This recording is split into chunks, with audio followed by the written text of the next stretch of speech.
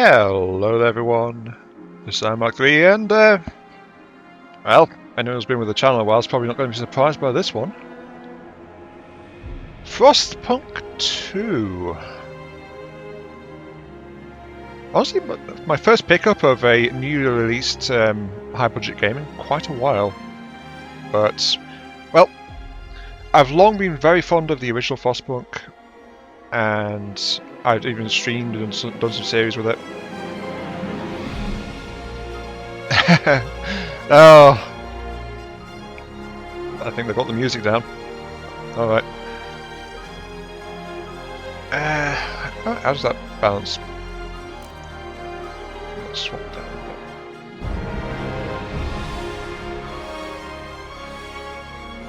Yeah, there we go. Right. So, Frostpunk 2 came out a few days back. I grabbed it, but I've not really had a chance to sit down and get started on it until now, so here we are. I will say I have seen some reviews. I've seen some of the lead up towards it coming up. I mean, I've watched the first couple of episodes from Pravis, so I know the basic story from the first section.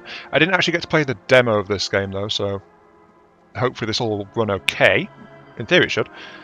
But I also know some of the criticisms that have been leveled at it, like it's Frostpunk 2, but it's not a direct clone, well, sequel gameplay-wise to the original Frostpunk. It's evolved into a slightly different genre overall. Same world, same story continuing on from the previous game, but it's not a granular city builder / survival. This one is on a larger scale. Though that said, people have been complaining about it. The devs were being very clear for quite a while that this is not going to be an identical kind of game compared to the first Frostpunk, and in all fairness, I don't see why it should be. The first Frostpunk is still great. It looks great. It plays absolutely fine. There's nothing wrong with it. The only problem is that it needs more scenarios, I think. I need to have a look and see if it's been modded or anything to add more scenarios into it later. Anyway, Frostpunk 2. Frostpunk 2. This one picks up a while after and is basically going into a new age in the Frostpunk universe. So, story, please. Welcome to Frostpunk 2. Frostpunk 2 is a challenging game in which planning ahead is crucial and failure is a natural part of the experience. Frostpunk 2 prepared me well for this. I am supremely skilled in the city survival. I say supremely skilled. More like Frostpunk made me outright paranoid. I'm completely paranoid and over-prepare, which is not a bad thing, honestly. If you're a veteran in Digital Frostpunk and enjoy challenge, you may try your luck on the officer or higher difficult level. Otherwise, I suggest you start as citizen and take it one step at a time. Remember, it's not about how many times we fall, how many times we get up. Yeah. The measure of resilience is not how often you fall down, it's how often you get back up again afterwards. So, a life without challenge doesn't mean you are naturally tough. A challenging life, that is a lot harder to get through than it appears on the outside. Okay, here we go. Right. The Legacy of New London. New London was one of the names of a city you could get into the random generation in the original Frostpunk, actually. And I'm trying to remember if there was actually a named city. I don't think there was a named city of New London that I recall offhand. I mean, Winterhome, I know, is one of them. Tester City was another one. No, I don't really recognise the name of New London. Then again, I've not really played Frostpunk 1 in a while. Okay, anyway. Well, they came upon the old machine as they always do, and when the whiteout hits, they must survive. Show me. Show me, show me, show me. Yes. 87, the world froze to death, civilization crumbled, the falling British Empire built generators to support the cities to evacuees. Cities that would become the last on Earth when huddled by a generator or out in the open frostland. Those that survived would shake the ordeal. 30 years later, all became very different people. Officer, steward. Still with margin for error because this is mechanically different from what I've played before. Steward, very little room for error. I'm going to make mistakes. Again, it's my first time. May have seen a couple of videos of Pravis on this game, but Pravis didn't go into exact detail about how this goes on and how that must be done. Like, I don't have the winning strategy out beside me here or anything like that. And I've consciously been avoiding his more recent episodes on it. Stewart. Can you hear us? Captain! Do you hear us? We were the captain in the first game. Oh. A generation ago, we fled the crumbling British Empire as the world froze around us. I think he's in the... I held New London together. United, we survived 30 years of whiteouts. Very well done, that. Very well done. But the world around us is dead. Empty. Well, hopefully not. Right for taking. Nope.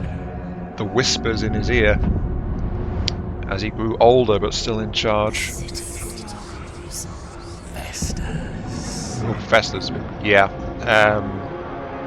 Merely surviving is not enough. Dream of We more. have to expand. After all, it's us who survived the end of the world.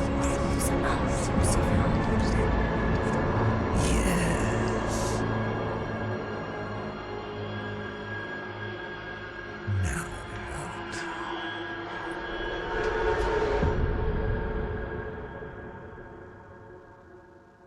And he's suddenly out in the cold. Okay. So the final time of the captain, people crept in around him and began to whisper as he...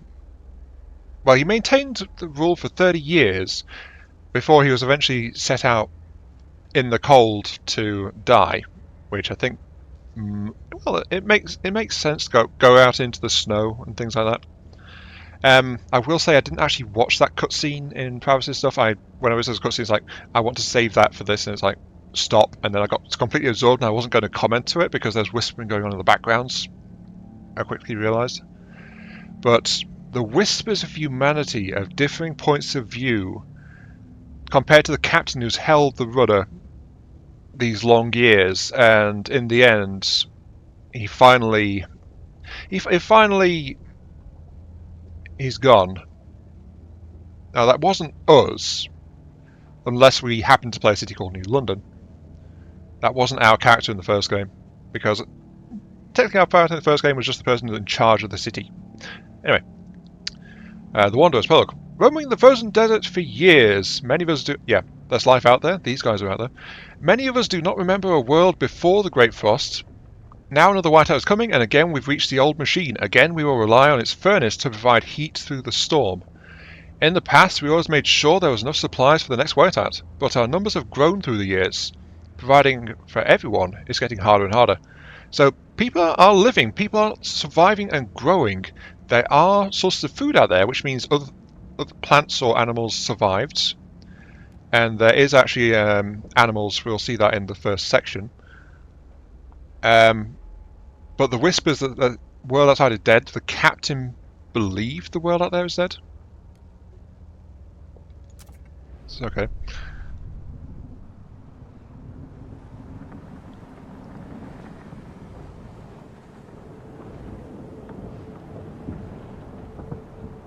I think they've got the visuals down pat as well. I was hoping that there would be no issues with this running on my machine, and so far it seems to be rock solid. Even as we stare at frozen rocks that are literally rock solid. Also, look at that machine there. The broken remains of a dreadnought, I think that is. Though the fact there's rail cars behind it, actually, now that I'm having a chance to look at it. Yeah, the old dreadnought remains in pieces under layers of snow, but the scattered wagons still have resources inside. First, let's break the ice to reach one of the oil wagons to construct an extraction district to use it. Then we can turn on the dreadnought furnace to heat us. Okay, so another big departure here. I've seen some criticism about this. Can we zoom in? We can. Ooh, look at that thing. The aft section I recognise partly from Frostpunk 1. The front section, why is the front section stretched across the gorge like this though? Look at it.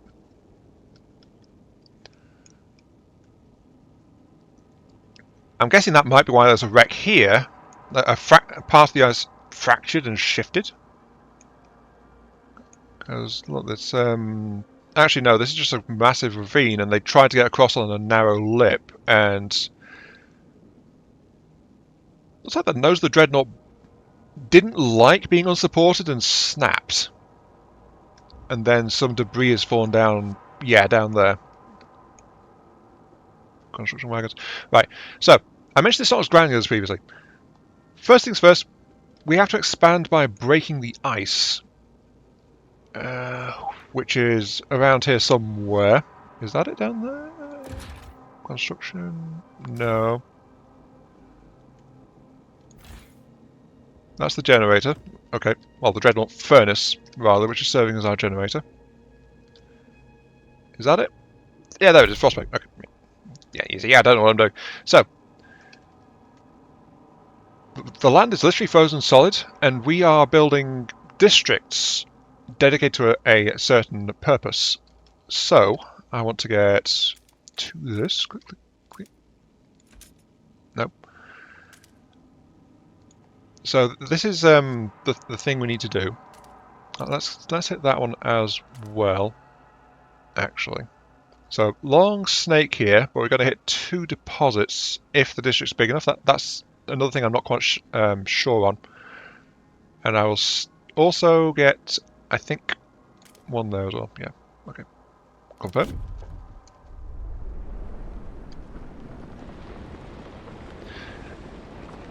So because the land is so frozen solid, we have to break the ground, and then that allows us to place the other districts on top of what's going on there.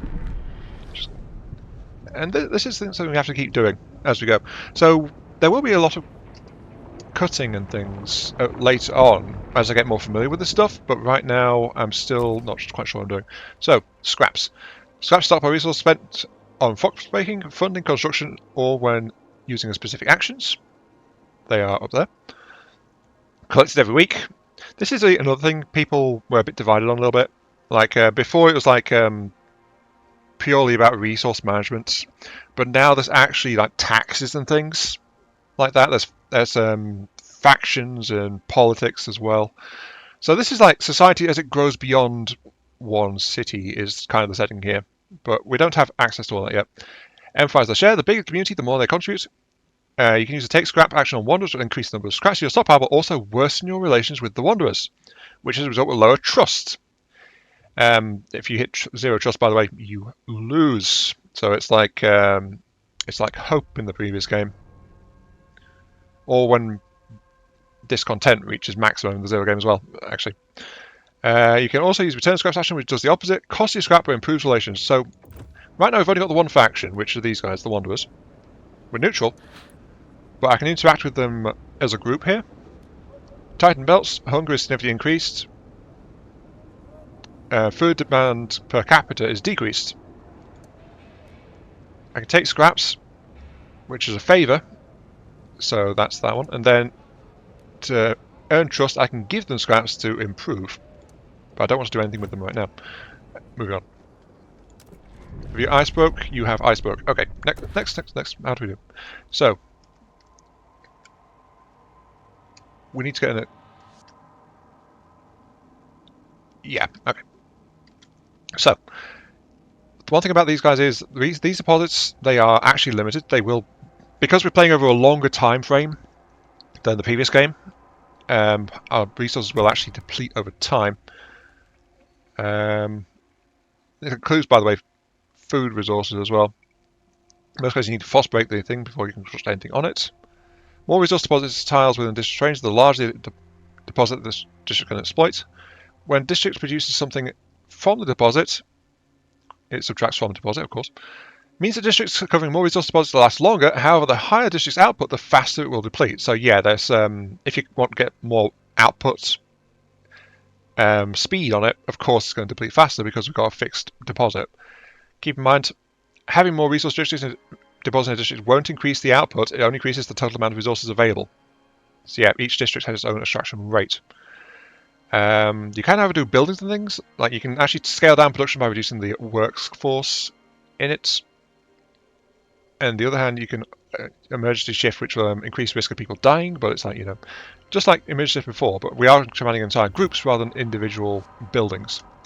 So, let's see how this goes. Extraction districts.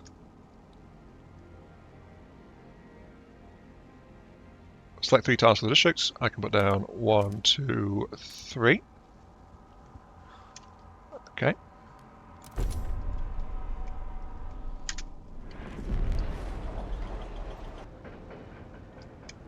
And actually, I wanted to have a better look at that. So, see what I mean? They've actually got where the deposit is. They're drilling in deeper to extract, and then buildings are actually being arranged around this. And heat. Well, overall heat is scarce, and the more structures we have down, the more that requires. But we produce it in generators. So heat is a transferable commodity. But as you can see, cold is growing. We've got disease. We've got hunger. And we've got squalor is currently absent because we're not going to do anything to contribute to that. Maybe I should have actually tried to figure this out more, but I'm just plunging in what I know. So, there we go. Oil. Thick black liquid oozes from the pipes. People rejoice. The carcass of the old machine is a testament to the hardships that made us, but more importantly, it's our haven in the storm. Allows us to weather many whiteouts, and it will do so again. We have oil. We can turn on the furnace. Dreadnought furnace control, once turned on, Dreadnought's furnace will automatically convert oil to heat. And then this will take against our measured rates. So, activate this. And it's consuming at a rate of 40... Sorry, it's producing an output of 40 heat at a cost of 20 oil. We have enough oil to cover current needs, but the cold will affect our people until they have proper shelter. Housing is best protection to the cold, but it will... If built in close proximity to other housing or the furnace itself. However, we need to prefabricate parts of construction. We brought some with us. The rest we'll need to extract from test from nearby wagons. Yes, okay. So, that's another big thing. Districts have adjacency bonuses depending on what types they are. Like housing doesn't like being next to industry generally, but like being next to each other, and they can get benefits if they have enough contact between them. In the meantime, though, I should actually start frostbreaking some more stuff. I want to get to you.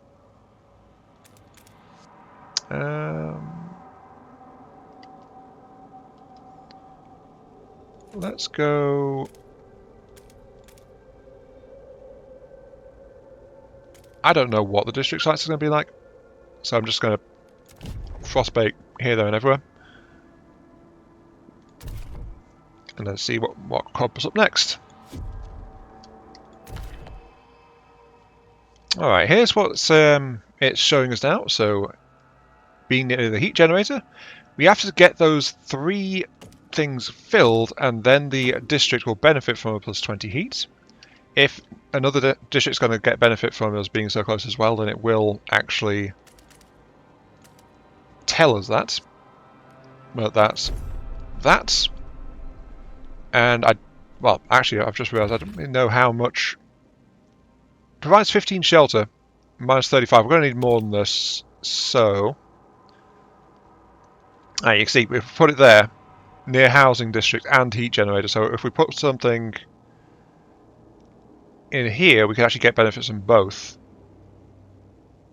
But, do I want to have a snake one there? I don't think I do. I'll cluster it over this side here, actually. So there you go. So that one gets the benefit of that and that. Actually, I think I'll put it there. Is that an option? That isn't. Actually, I think that's a district next to it.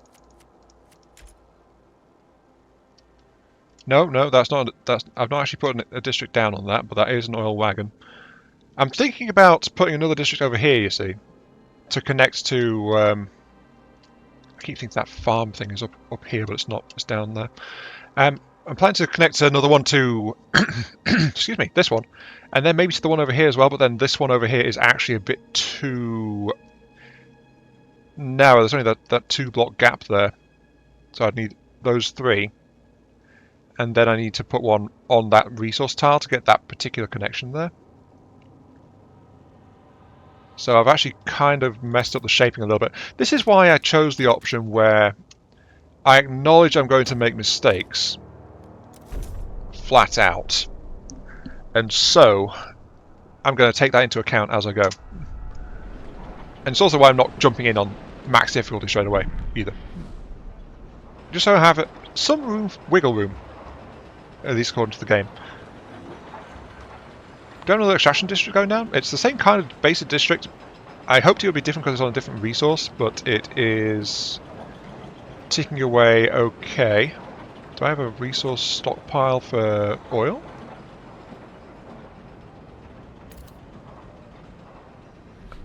Don't think I do. But people are getting sick now because of the cold and stuff, so here we go. Right, get access to food. Establish heat and shelter of people. Now to attention incoming whiteout. First we must frostbake the small patches of fertile soil suitable to grow food. Then we must store it in easy accessible depots. Move quickly so no one starves. Noted. I have actually, in my frostbreaking, a little camp close together. Easy to track the warmth. So housing districts are starting to go up, as you can see. And we have no individual control over this. I mean, they are kind of spread out, but these are nomadic people, so this seems to be their kind of style. They're not fully using the space allocated to the districts, I'm noticing, compared to the screenshots from later in the game. Well, later in the game. Actually, I don't know which city is that. I don't know. Anyway, moving on. Yeah, so I think this is just the style because we are a group of wandering nomads after all. So, food. We need food. We must get to a food district.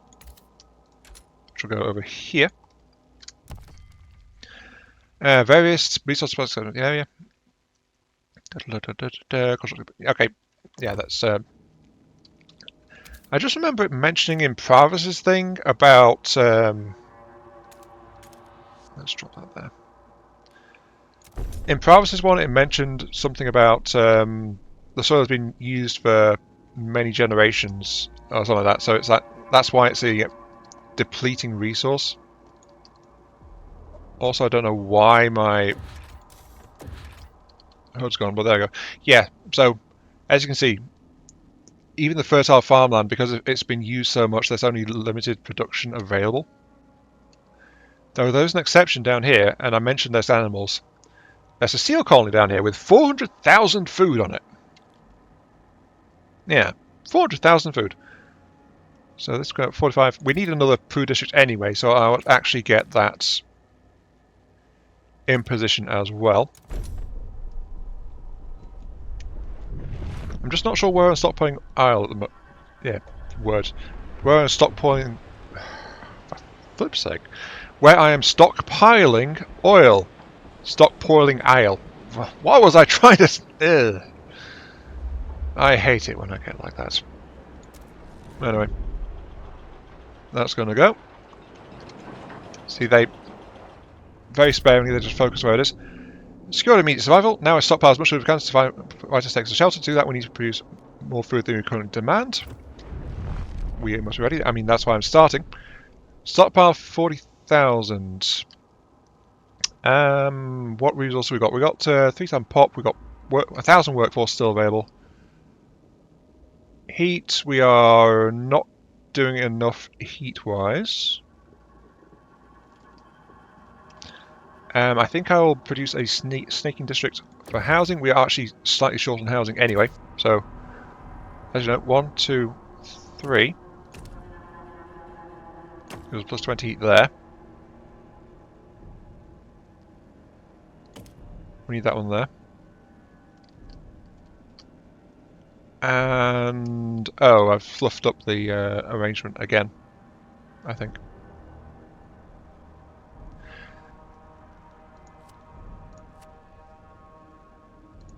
Have I?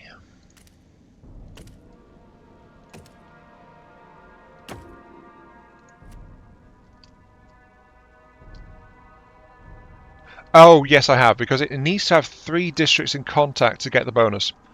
Right. I do need to do some more Frostpunk. Coleman Cleghorn. Seals! If we hunt them all, we'll definitely have enough for the whiteout. That's the plan.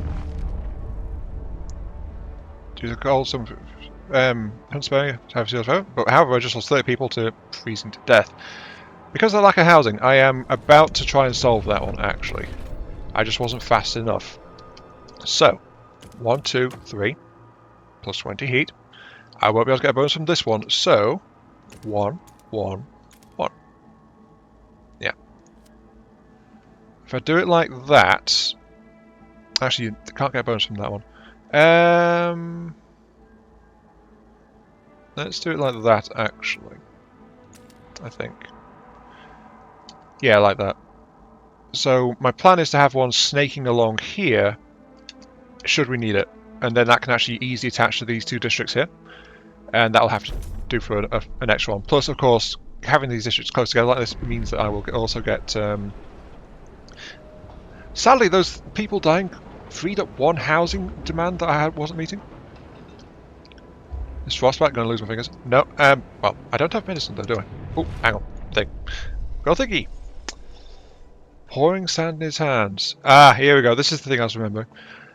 We've been here so many times, the soil is depleting. A couple more, and there'll be no point in extracting the hothouses. No, sorry, erecting the hothouses. There'll be nothing to grow food on. And the yield is so low. Either we pull emergency shifts or tighten our belts, otherwise there might not be enough for everyone. We might be able to fill the stockpiles without exceptional methods. Consider asking wanderers to tighten belts or instill emergency shifts in food districts. I think we're okay, actually. We've got 57 weeks until it arrives. We'll hit 79 in current extraction rates, but we've only got 2 districts. That said, I've been frostbreaking further. I've got access to this one. I'm heading towards this one. So we will be able to actually boost our extraction rates further. Let's just slap that one down there. And frostbreak out to this guy. Yeah, the actual tiles, as you can see, are actually not hexagonal or anything like that. They are slightly uneven. And I think the shortest route is actually going to be down there. Though we've actually got 3 districts, 3 tiles here in this break still to go. So if I do that, then 1 break should be enough to reach that deposit down there as well. So yeah, I'll get to it. I'll get to it. I also need outer prefabs. Ooh. Can I cancel?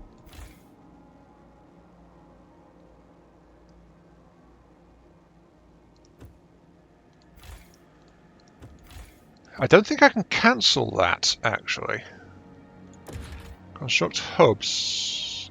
Food stockpile hubs. Ah, okay, right. I was just thinking, I've recovered that prefab, but I've not actually gone and built it. So this is my only prefab source currently. So I might have slightly messed up my prioritization on that. Oh, Squalor's coming in. Okay. Squalor raises when all materials to meet demand for the maintenance of the city. High Squalor increases disease and decreases population growth. It can also come from events, damaging districts, due to district's wear and tear. Where maximum limit district turns off due to a malfunction and needs to be repaired at the cost of prefabs. Okay. Fair enough. Each day the wind grows fiercer, relentlessly. It beats against our buildings, weakening our structures gust by gust. Without raw materials to repair the damage, our districts will deteriorate. The more we build, the more materials we will need. This is the world we know. Promise to gather more materials. Actually, can I get materials? You have prefabs. On a maintenance wagon.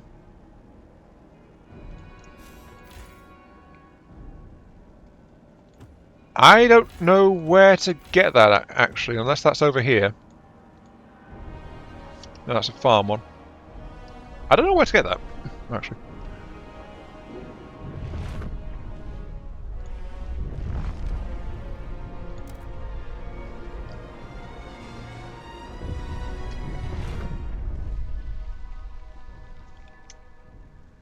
Ah, here we go. Right. A mysterious symbol, the Captain's Legacy. One of our frost-breaking crew uncovered the frozen remains of a man in a tattered uniform. His shoulder patch reads New London Scouts, 3rd Platoon. So this is this ties back to Frostpunk 1 actually. It bears a security insignia. Some of our elders claim it belongs to a military organisation, while others argue it's of religious significance. Maybe you have heard of this New London before and can sell their debates? Well, you know how when you were going to extremes before in Frostpunk 1, you could go between order and faith, right here. So we can actually decide what ideology the City of New London kind of goes with. So devotion to establish a new religion, follow guidance of Zeus clergy, create a continuity in which New London embraces faith to survive, or continuity where London embraced order. Discipline that follows strong leadership where militant squads keep the peace. So this is advancing from one of the ways you could quote-unquote win in Frostpunk 1. Well, not guarantee, but make the game a lot easier by removing hope and replacing it with obedience or faith, depending on which one you went with. Honestly, I have played both sides of the fence in Frostpunk 1, so it's just like...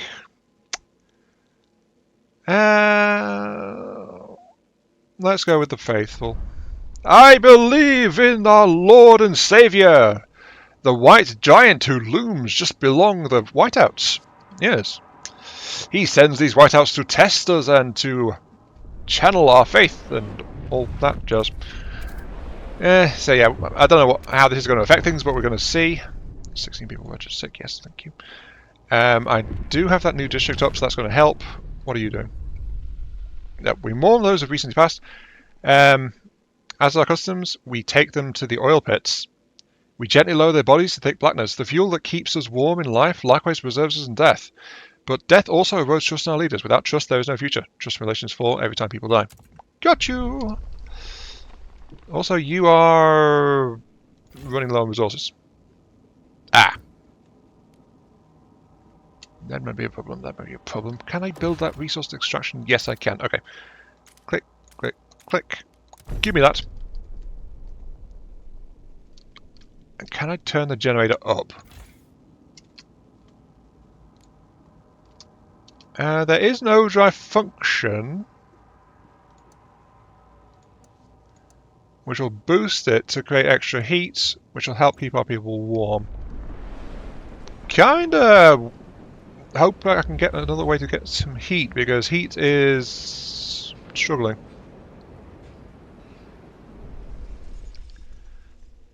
Our stores are almost full of food. We'll need more for the whiteout. Must secure depots that can house rations during the coming months. Food stockpiles to increase capacity of food. Okay. Is that something to do? I found the hub button as well, by the way. It's down here. It wants those. Stockpile capacity for food increase, and in proximity reduces workforce demand of neighbouring food districts. If I can get 3 tiles attaching, that's the kicker. And I've not really structured my districts in such a way where I can actually do that. So that's a bit of a whoopsie, but I don't actually have any issues in terms of workforce in general. I have also figured out, by the way, where I need to actually get that extraction district. Okay, I've got enough there. And that is this one over here. So that'll sort out our squalor issue and things like that. But we're struggling for heat, but we've got enough shelter. Our food is doing pretty darn good. I do plan to get another food extraction though, just to keep that going, ticking over. Hi. Looking at the grandchildren playing. My knees ache and my fingers are so stiff I can't hold back the needle anymore. I live a full life to my heart to see little Betty and Jacob playing the evening fire, but maybe this is it. I've talked with the other elders. If it comes to it, we'll go. I won't let my grandchildren starve. Some people are ready to sacrifice themselves to lower the food requirement. Very good. We are actually still 40 weeks to get the stockpiles ready if I get the storage space up, which is going to be next thing I need to do because my storage is nearly full. I just need the prefabs for it, so I need this district to keep on ticking. And then this one almost running out is a slight issue. I should have got this one actually a lot sooner, I think. But I'm not playing optimally. This is my first time with hands-on the game after all.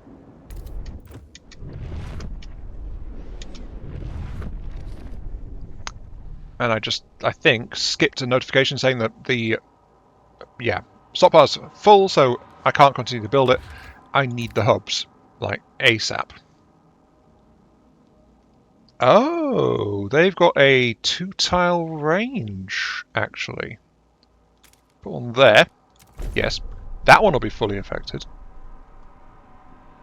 How much do they give me? Actually, I should double check on this. 15,000. Current housing, 10,000. I need 40. I need 2 hubs. Right. I need to put down a second hub somewhere. Should I frost break? Need workforce. Ooh. That's unpleasant. I need workforce to actually do some stuff. Also, the generator is currently running in overdrive. And I don't want to be doing that. But I'm doing that to just keep heat going, you know?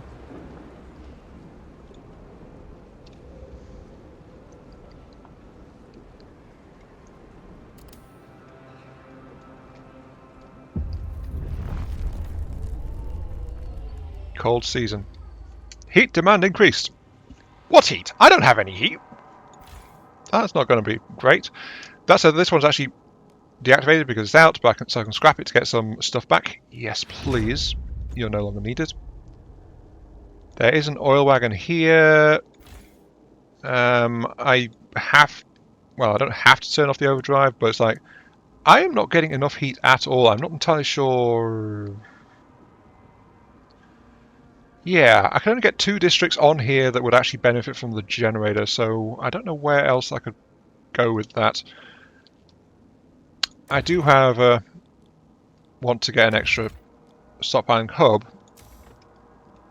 and I've actually got the workforce now, so I can actually do the ice breaking to get access to that. Oh, it can't jump across gaps, right?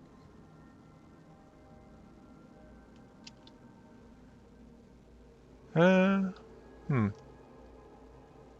a bit of a palaver, isn't it? You're the wrong shape completely.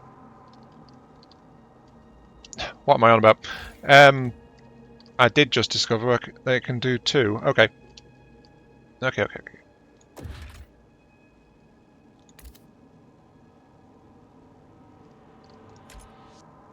I still want to get an extra heat thing though. Disease weakens our workforce. Harsh conditions can't take a toll on people. Disease spreads. More and more of our workers are unable to work. If it continues, our workforce will be decimated, endangering your ability to sustain the camp. Ensure there's enough heat, shelter, and food. I can't do a damn thing about the food. The food?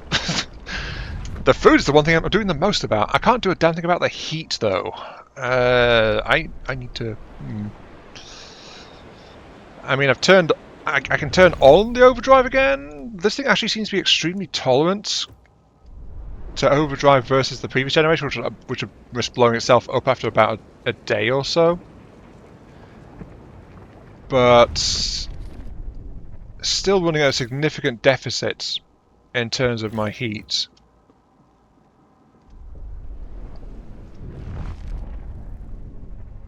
I mean, I could tighten belts.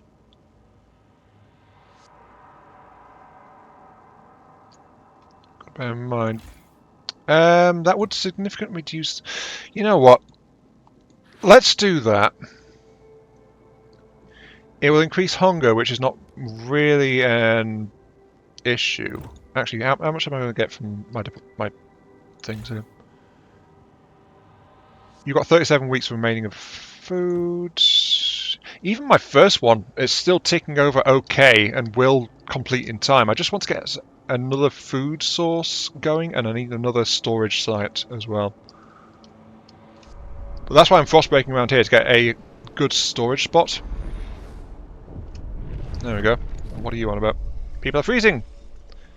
Workers in frostbreaking crews have become suffer casualties from exposure. Asking to provide more heating before the cold takes a further toll. Change relation factions. Extracting enough oil will allow us to produce heat, while building enough housing will protect people from the cold. I can't increase how much the generator is. I can't do anything about that, though.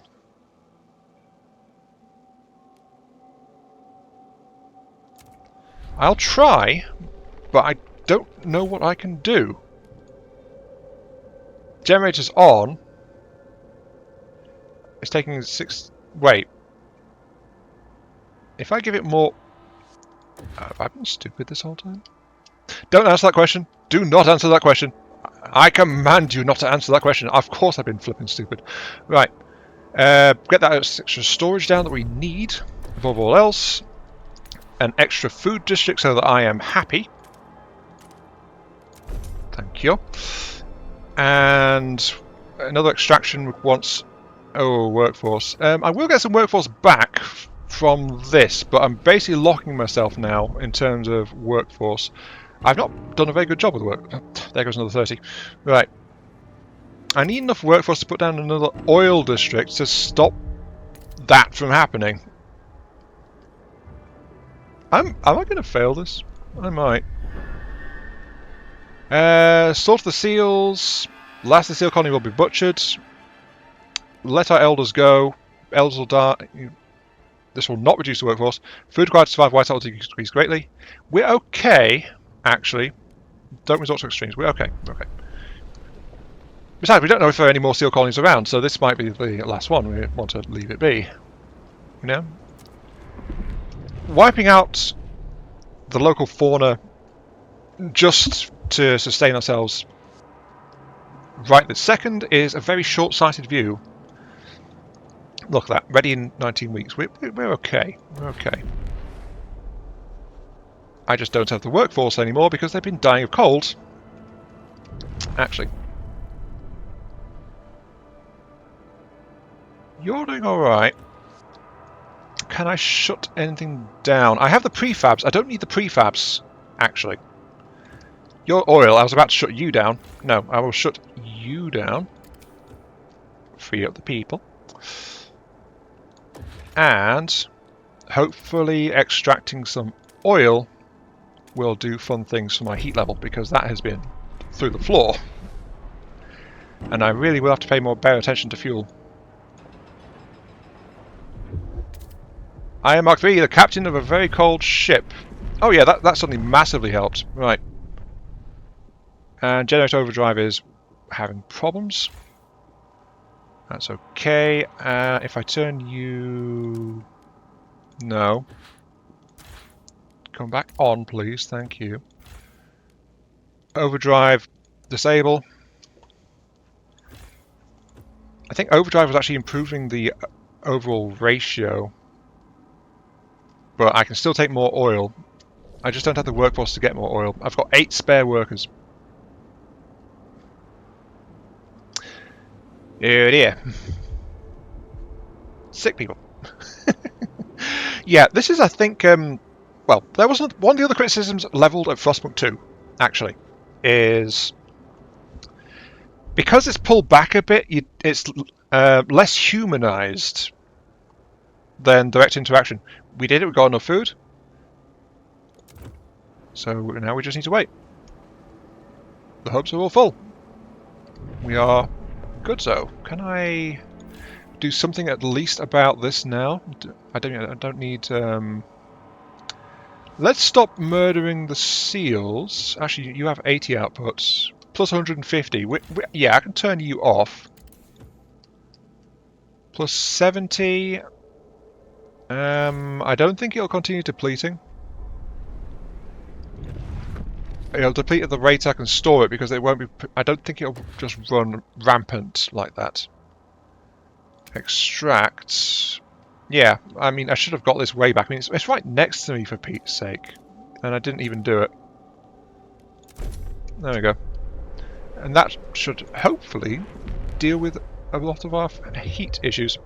But yeah, because it's all more pulled back and you deal with larger numbers, like, oh look, another 29 people, oh no. 17 people sick, oh no. Whereas in the Frostpunk 1, it's like 4 people have been sick and that could actually do me city if it happened at the wrong moments. So this is more pulled back, there's more... The deaths are more numbers and statistics rather than more personal. Now there's cold. So, yep, I actually managed to do that. Let's focus on the food. I've already solved the food. I'm good. I'm good. So I just need to wait another 7 weeks. But yeah, I can see where it's going. I mean, this is one of the big issues with human society as a whole, actually. We are kind of mentally geared to deal with smaller numbers. 7 people returned to work in the old dreadnought. White House is here. Ooh, yeah, this is not looking very friendly at all, is it? Minus 961 heat. Ouch! I'm glad I got that extra district in there. That was very timing, right? But yeah. Numbers in the thousands, numbers in the millions. People often have difficulty focusing or processing that or connecting to it. That's why there's a saying. If 100 people die, it's a tragedy. If 100,000 people die, it's a statistic. Because it is. We just struggle to connect to a number that big when dealing with large groups of people, or food supplies, or a given resource, or housing, or, you know, that stuff is a lot harder to deal with in modern society. And this game is kind of stepping into that from the single city limited numbers focus of Frostpunk 1. And that's one of the criticisms about its departure from it. So this is stepping more towards, as you saw from the tiles and district layout things, it's still a city simulator, but this is going more towards a civilization overall, is something I've seen it compared to. A bit towards a civ feel versus a the individualistic feel of the previous one. But it makes sense from the timeline in this world, though, that's the thing. Anyway, against all odds, I knew what I was doing, you were completely safe, nothing happened. I didn't accidentally freeze about 500 or so people to death. Yeah. The thing is, in the first game, 500 people, which I think I've killed here. Actually, it's probably more like 350 to 400. For most games, that would be the whole size of your city. I basically killed off a Frostpunk 1 city by accident here in the first level of Frostpunk 2. And it's, yeah, there is that disconnect there. Anyway, everyone's thankful we acted fast and gathered enough food in time. The miracle of the seal colony will strengthen our hope that our journey will lead to a promised land. Probably not. But the fact that the seals are still around means that they are a resource we can return to in the future. Our elders have added this story to our great tales, alongside warnings about a sinful city that still pumps smoke into the sky. Ooh, I wonder who those might be. Ooh. Strength our hope, journey will lead to Promised Land. Promised Land, don't know about that one. I mean, if the White House is this far north, hitting the London area, then maybe the poles would be... Well, actually, no, the poles would be even colder. In fact, why have the generators gone north? I think they've gone north. if the planet cools, then the warm areas would still be the deserts around the equator. So why they've gone north? Probably trying to find resource deposits to build around. Actually, that's probably why. Because distance would not really be feasible. Okay. One is over. A sinful city that pumps smoke in the sky. Anyway, let's move on. Next section. Lesser evil. Ensure it while saving the seals and not expelling anyone. Huh. I got a special achievement for that. Yay! I'm special. We survived the end of the world. Now what? Yeah, you see, this is the biggest difference between the last game and this one. That's the timeline has moved forward. Timeline has moved forward, and with it, the nature of the game has kind of shifted. We are still in charge of the people. Because we're still in charge of the people, that's why the scope has had to increase. Ooh. New London, I presume? Yeah, 30 years, you could definitely see it. I mean, look at that, that's a skyway over there. But this is like the entire map site previously. The old captain is dead, New London is weak, food is low, overpopulation looms, coal is running out. Oh captain, my captain, what have you done? But yeah, this would be like the scale of a city in the first game. This central bit here, not even rising up around the edge of the crater. For a dream worth striving for a future worth living for, keep the city together. I know that wasn't the exact wording, but I was speaking when that was on screen. Or hold its hand on its deathbed. New London. Thing is, I'm a sucker for steampunk style stuff. Frostpunk scratched that itch very nicely. I love how this looks. But am I going to hold this city's hand on its deathbed? No, I am not. I do not plan to do that. Captain's dead. As he weakened, growing divisions brought city maintenance to a grinding halt. The whispers from that cutscene. Now New London is left to suffer consequences. As steward, it is your charge to lead, but you must prove yourself. Overcrowded city is low on resources. Use this warmer year to build more shelter, secure coal, and power the generator back on. Excuse me. Right. So there's not much more from what I saw on Travis compared to what I've got here, so I'm going to pause it. But yeah, the circle is slightly smaller, more condensed than it was before. So this is like a very small map size compared to Frostpunk 1, because Frostpunk 1 often gave you more space than this in the actual sheltering crater that your cities were founded in. But in 30 years, you can see how it's developed and risen over the edges and into the surrounding landscape. And I could see this totally. Like, the humans are nestled here still for safety and shelter, but they have expanded. Look, they've got some of the exploration balloons up. They've expanded, they've built out, they've continued to work with the generator as the beating heart of the city. But with one slight problem, it's not working. Luckily this year is unusually warm, so we have a chance to fix it now that the captain is dead, though more like he's gone for his last walk, or was assisted to... He rolled out for the last time. He is Optimus Prime. No, Optimus Prime always comes back. He was taken out to freeze, as no doubt many had to before him. So that might be seen as an honourable death in this world. I can see it happening. So, generator is off because there's no fuel. We became the steward the moment the fuel ran out. Frostpunk the Shoal Cow seems to construct a construction district, turn the generator, construct new housing districts to address the lack of shelter. Okay. So, materials absent, but we have 50,000. Goods are okay on. Food we have a surplus on. Shelter we are low. We need all sorts of stuff. Okay, so right. Industrial logistics. This is the thing that sends out wider exploration. So this is organised groups of scouting teams rather than individual teams like we had in the last game as well. Extracting district, food district, housing district. We've all seen these before, but as you can see, they are now looking a lot more developed because we are actually in a proper city. Industrial district, processing materials and prefabs or goods. It's like a indoor factory building. Now we can build districts and things. Can produce other resources with additional infrastructure. Okay.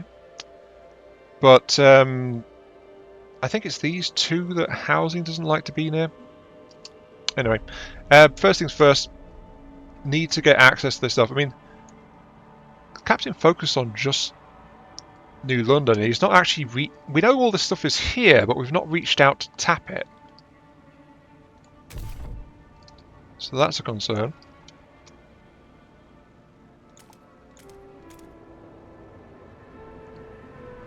That's prefabs. There's some more coal seams down here. A lot of coal seams down here.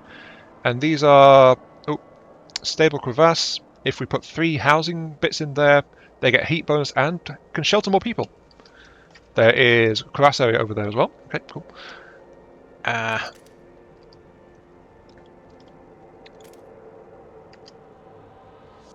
Kind of trying to think of where I want to go. That's the part of my issue in general.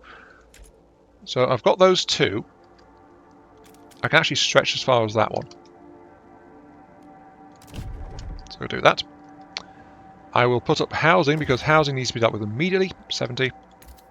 And we only need 3 tiles in here. Gotta remember.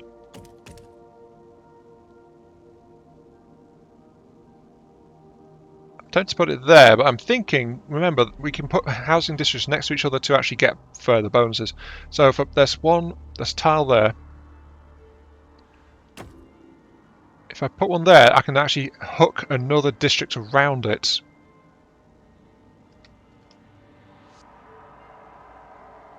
There's still 3 tiles left in this sealed area, so that'll be okay.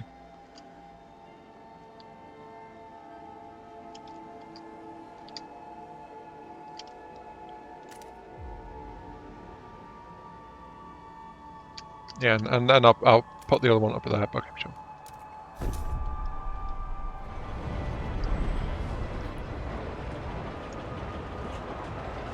Okay, that's something I need to know about. Heat stamps. Right. Now that we are actually in New London proper, heat stamps is a resource.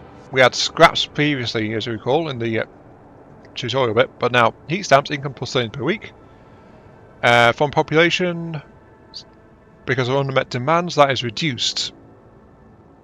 So as you can see, we just don't have the goods available for that. Actually, I should probably try and do something about that as well. Where was it?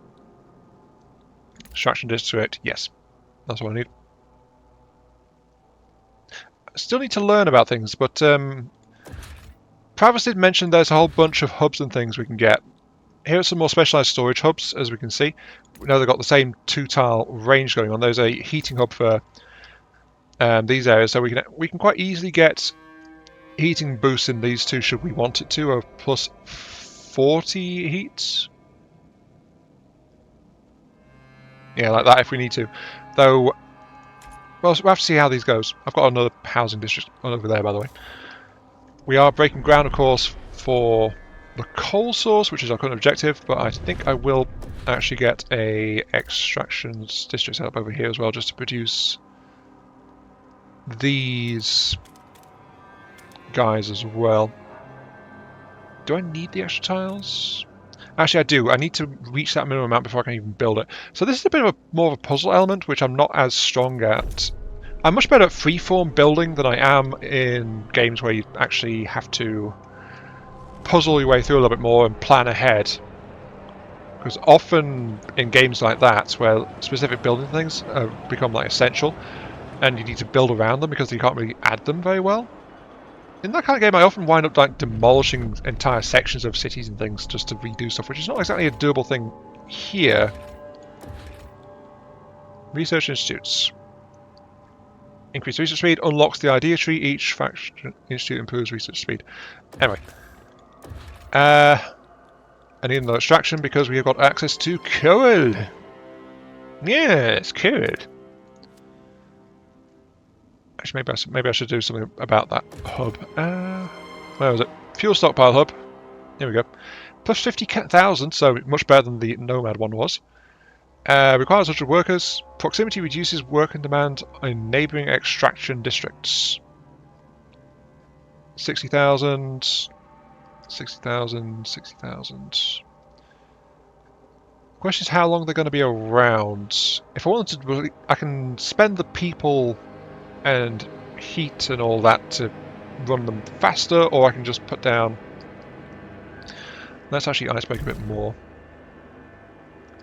Oh, I'm very interested in this one, by the way, because it's plus 28 and plus 10 shelter versus this one, which is just heat. And this is actually a windswept one over here, which is, as you can see, plus 10 shelter, but minus 20 heat because it's exposed to the wind.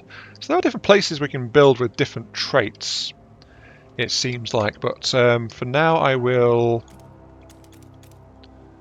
Let's crack into this area. I think a fuel depot and 2 districts over here will be good. So that means I'm settled more or less on this one being a single district. How big the districts have to be? They have to be fairly chunky, actually. They aren't as big, small as the Nomads. Yeah, they have to be 6 tiles. So there's not much choice, really. See there, red. Near, I can get the heat boost, but the thing is, I start to add squalor if I'm too close. So that's something to be aware of. This will be just 2 districts, actually, these 2. Yeah. Both running on 3. Yeah, let's get those 2 built in properly. Oh, here we go. Expanding districts. Expand districts can scale both in terms of size and capability. Expand districts are more efficient and provide additional building slots. Select the districts in the panel and click the expand button. Then select new tiles around the chosen district.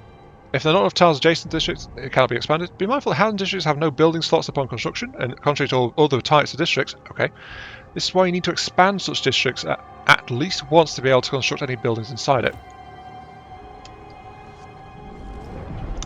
Okay, so I need to actually expand the housing districts. Have you guys actually been built up now? I thought you'd be denser. No, you have been built up. Okay. So, you guys are built.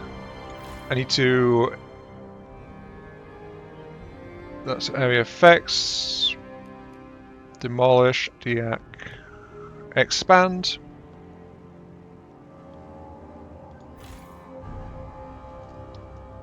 Don't want to go over there. Okay.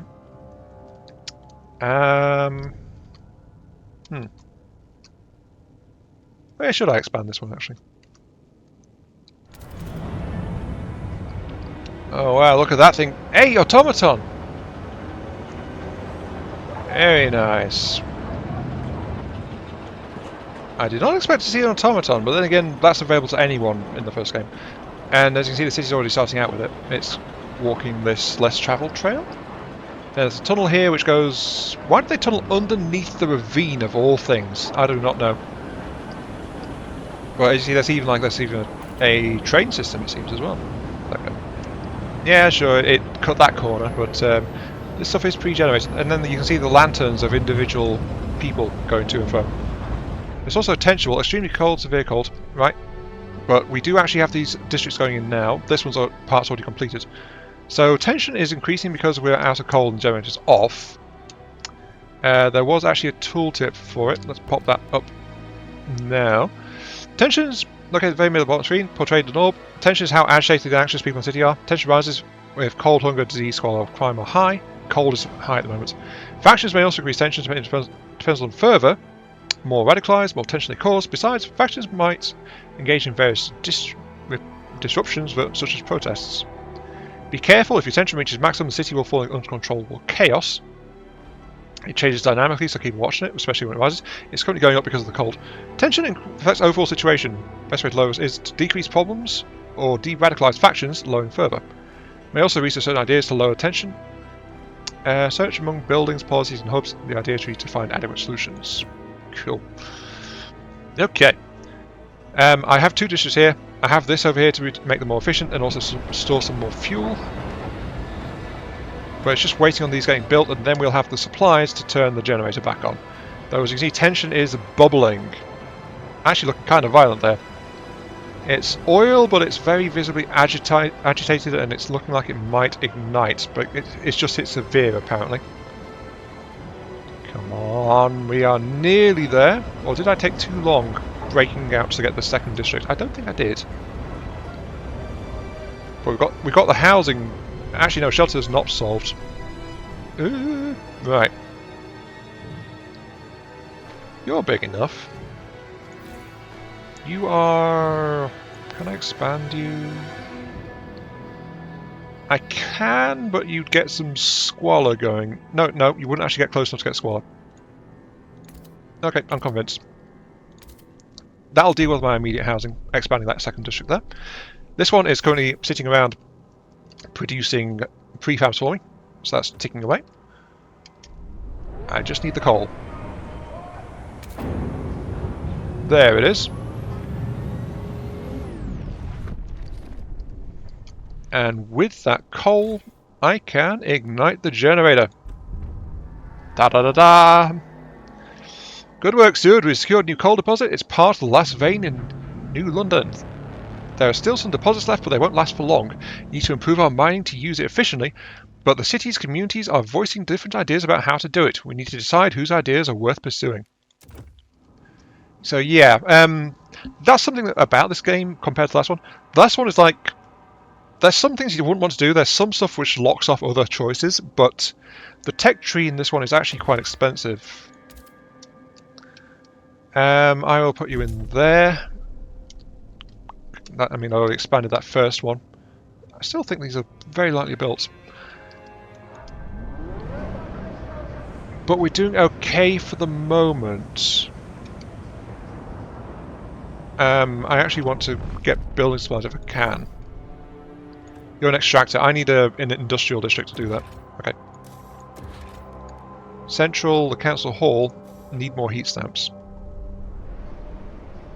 So yeah, that's the thing. You got to wait for the taxes as well, or I can ask the factions, of which I've currently got 3. I've got. Steward appreciates all your adoring letters and will answer personally in due time. Adoring letters from the public. Yay!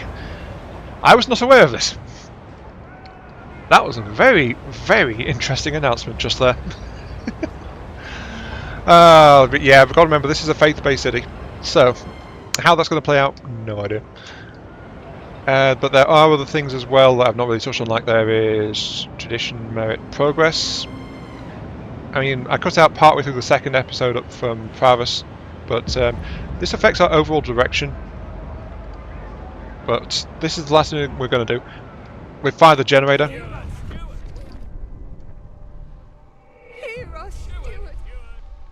Here is Steward. People can send generators, wakes its thundering shudder, bestows heat on us yet again. This is the heart of our city, our last line of defence against cold, our first hope for a future, any future. Steward, there's a couple who say their first child, a daughter, was born the exact moment the generator sprang to life. They call her Lily May. They ask that you bless her. You gave us hope back. Thanks to you, our child may yet have a future ahead of her. Very well, Lily May. May your life be warm, and winds spare your path. Okay. Steward! It sounds like they're praying. Steward! They are praying. Hear us, Steward! Okay, I hear you, right. Small crowd gathers new research institute arguing about how to exploit the last coal veins. Faith Keepers and New Londoners want to lean on machine-powered mining, but the Frostlanders would have us pursue a more frugal solution. They would never display such discord under the Captain's rule. Long may the Captain reign. You have to choose who to entrust with developing the ideas. So this is another thing about the research tree in this game. So the communities in New London have different perspectives. You may not be able to please everyone. So I'll keep this in mind. So different factions, overall size. We've got New Londoners 45, Frostlanders 43, and a small faction of Faith Keepers. These are the religious faction. Pravus had a Order faction over here, But you can see that there are multiple factions that might arise later as we go. But right now, Faith Keepers are very small, but they are the more specialised religious faction. Now the thing is, they'll prefer different solutions to each problem. Welcome to New Ideas. How different communities propose different diverging answers to the same issue. They'll only pursue solutions aligned with our worldview. Choosing a community to develop an idea will improve relations with that community. See that? Align with their worldview. Yes. But the overall city's worldview counts as well, which is down here. Progress versus adaptation. So machines to carve our path in ice. I like machinery. That's actually my kind of thing.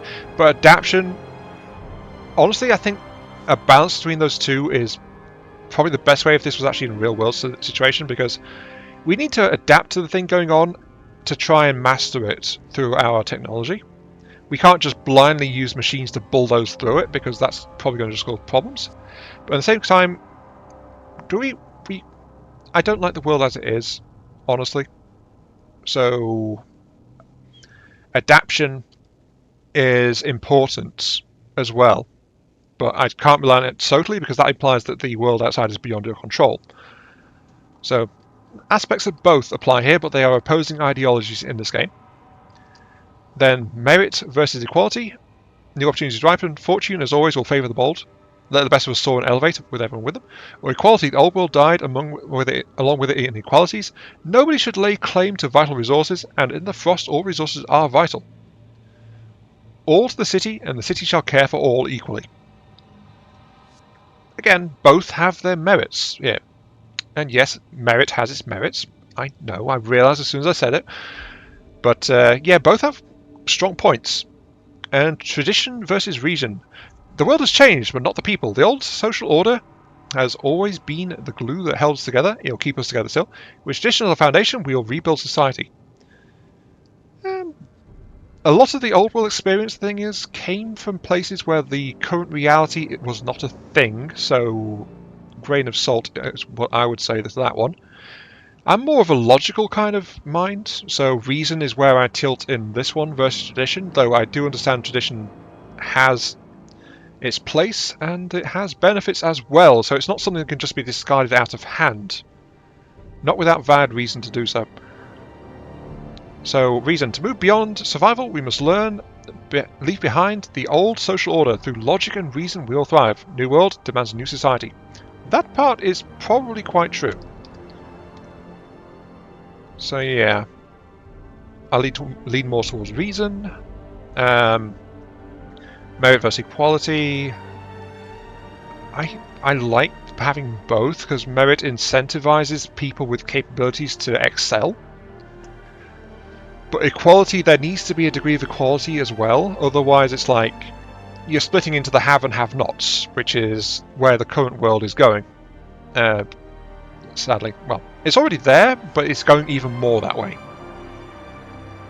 Then progress versus adaptation, both of which have merits, so I can't really pick one over the other here, because they should go hand in hand rather than be opposed in my view, in this current world and situation. But right, why am I talking your ears off about this? Of all things, when I said the episode was about to end. Because we go back into here. So, the blackened, warmed area in this tree, that is dictated by our progress on those ideologies I just talked about. And as they go, the tree will shift and resources will be made available that... resources. Technologies will be made available that were not available before. And then, if you notice, there was like technically 1.5 trees, because the second tree was split between faith and order in the Frostpunk one.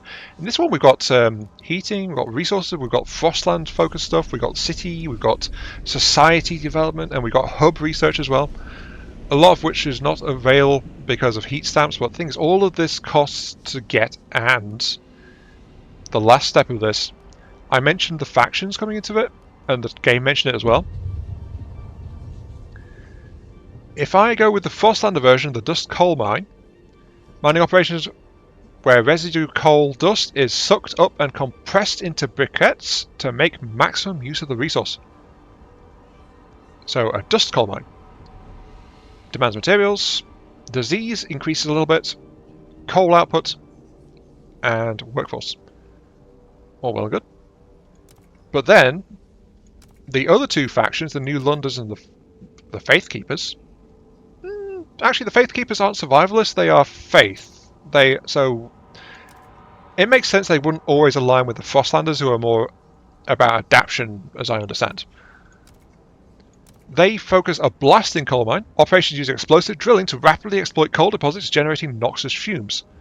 It has a lower workforce requirement. It produces more coal, or rather, it taps the deposit at a faster rate. 180 coal output versus 150 coal output. Disease increases slightly on this one, but this one, squalor increases. The filth, grime, and pollution present in the city, produced by generator, heavy machinery, and poor sanitation. Squalor increases disease, slows population growth, and wears down districts. So a lot more wear and tear. So if we focus on machinery and industrialize, then squalor is a balancing factor that we have to keep in mind and try to keep under control. This one, because it's dealing with the dust in the air, this one increases the chance of disease a little bit. 20 materials versus 60 materials. So this one is much more efficient in terms of how much material upkeep it demands to keep in operation. And it is more worker intensive. Anything else? It costs more workers to build it, but and it costs 100 more workers to operate it. But it's much cheaper in terms of material. I just have to research one of these. I'm thinking, honestly, blasting sounds good. Because, you know, higher output. The material demand, though, I don't know. I do need to watch the workforce thing. And also, if I get one of these, the other two will be locked off as well. Also, it tells you up here, if I research this, this machine is all in progress. If I do it with Face Keepers, then equality and tradition both get boosted. This one promotes adaptation. So choices in unlocking tech actually also affects how those progression bars go in terms of city ideology.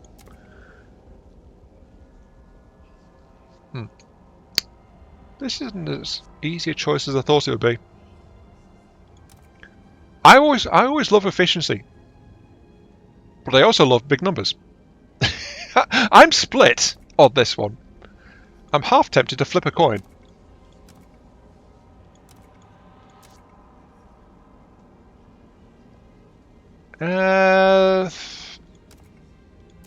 Let's go with this one, and I'll research it on behalf of the Faith Keepers.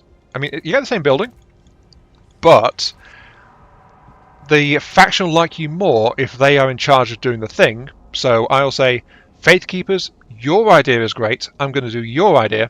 The New Londoners were saying about the same thing, but I wouldn't say that to them. I'm going to say it to the Faith Keepers. And I think I'll lean into the religious side of this and try and get these guys to be a dominant force. They just start out really small. So yeah, let's research that one. Research a new coal mine and then construct a new coal mine in the extraction district. Yes. So these places have a building slot where we can build the new thing when it gets completed. But with that said, I'm going to end it there, I'm afraid. Yeah, I know, sorry.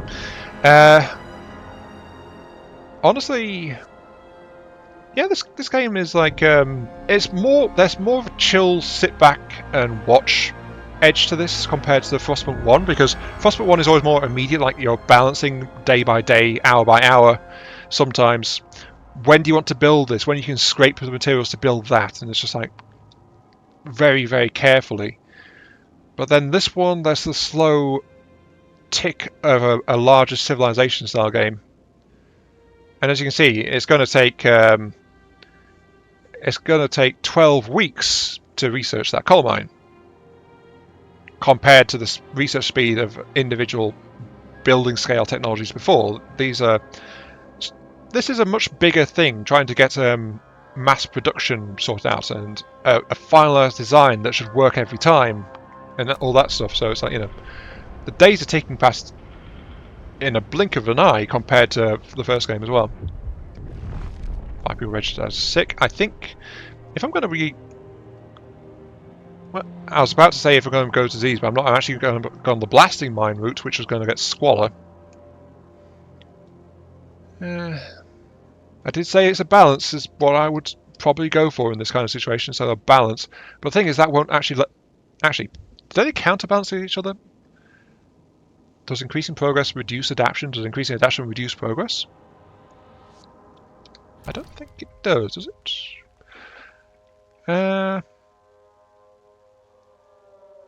Onto the Zeitgeist. Zeitgeist Spirit of Time describes direction of city with 3 axes. Anything about that? No, I don't think they actually do. It's cumulative towards all of them.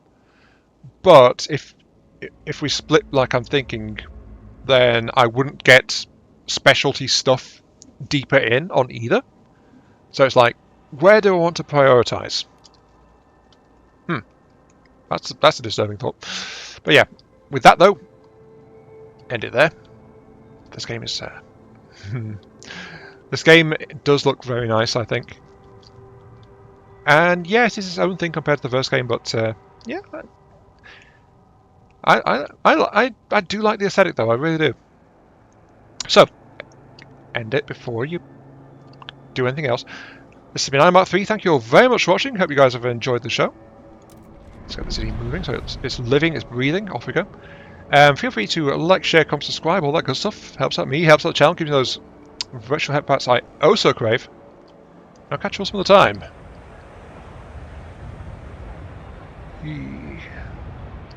There's too many good games releasing about this time.